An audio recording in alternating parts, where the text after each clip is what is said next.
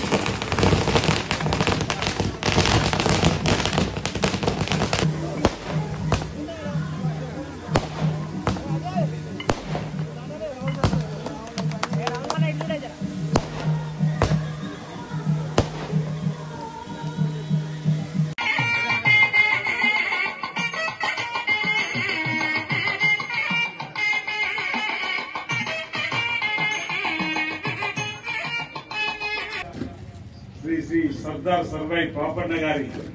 నూతన విగ్రహ భూమి పూజ చేసుకున్న సందర్భంలో శుభాకాంక్షలు మీ అందరూ కూడా తెలియజేస్తూ, అందరికీ నమస్కారం తెలియజేస్తూ,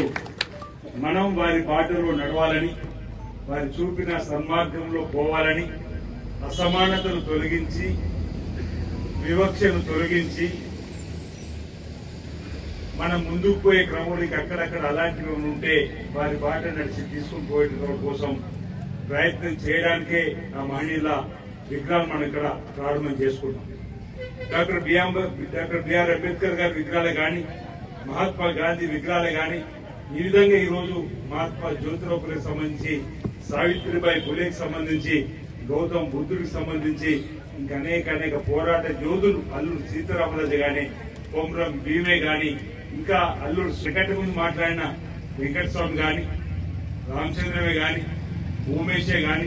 ఇప్పుడు ఆఖరి మాట్లాడిన గుట్టే ప్రభాకర్ గాని వారి జీవిత చరిత్ర గురించి చాలా చక్కగా విడమర్చి చెప్తూ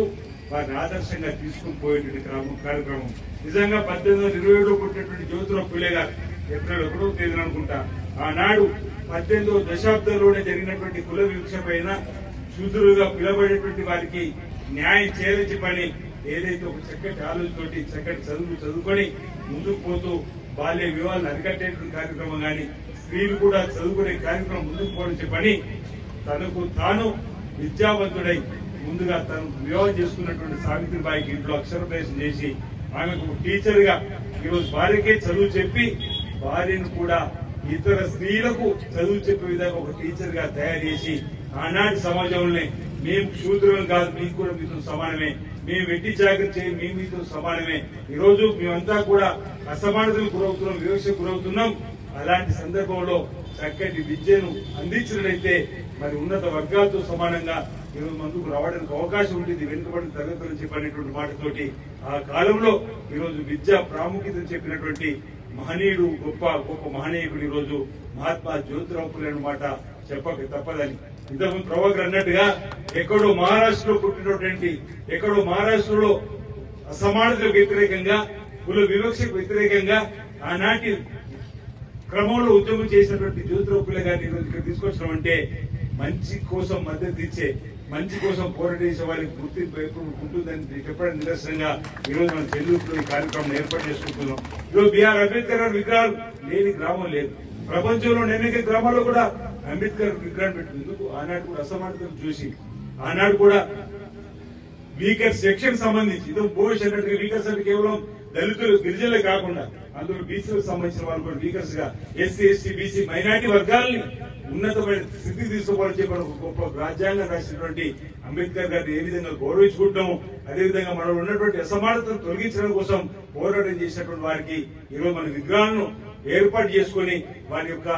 స్ఫూర్తిని ఇతరులకు రిపడం కోసం చేసుకుంటున్నాం అంటే అది మనకు మనం గౌరవించుకునే విధంగా ఉంది తప్ప మరొకటి కాదని మాట సందర్భంగా చెప్తూ గౌతమ బుద్ధుడి విగ్రహాన్ని కూడా మనం ఎప్పుడూ 550 సంవత్సరాలు ఉన్నటువంటి వారి యొక్క ఆలోచన విధానాన్ని కూడా ఈరోజు మనం చర్చించుకుంటున్నాం. క్షత్రియుల్లో పుట్టి రాజుగా ఉండి అతి చిన్న వయసులోనే రాజుగా 25 సంవత్సరాల వయసులోనే అన్ని అనుభవించి ఈరోజు ఇది కాదు కోటలు ఉన్నది నాకు కాదు పేదలందరికీ కూడా అందాలని చెప్పని బోధి